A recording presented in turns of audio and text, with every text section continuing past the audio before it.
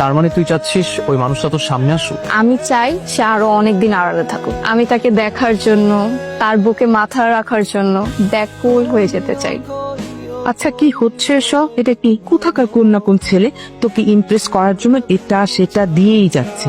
দিয়ে গেছে দারোয়ানের কাছে, তাও এক চালাকে দিয়ে। সহ্য ভয়ঙ্কর।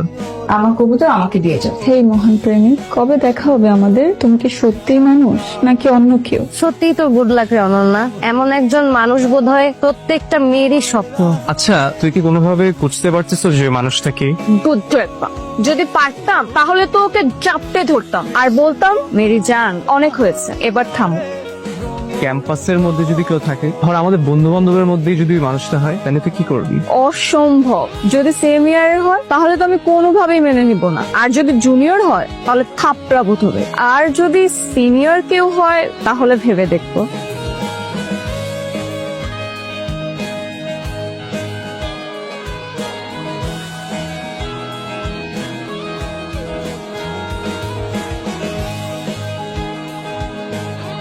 আমি না আসলে বুঝতেছি না, আমি কিভাবে অনন্যরে বুঝাবো যে আমি সেই মানুষটা। আমি কিভাবে ওর সামনে গিয়ে দাঁড়াবো? টাকার উপর টাকা চড়াইতেছো, ওই মেয়ের পিছনে সময় নষ্ট করতেছো, তো তুমি তারা বুঝতে দিবা না যে তুমি তার সেই মানুষ? তো ভাই, আমি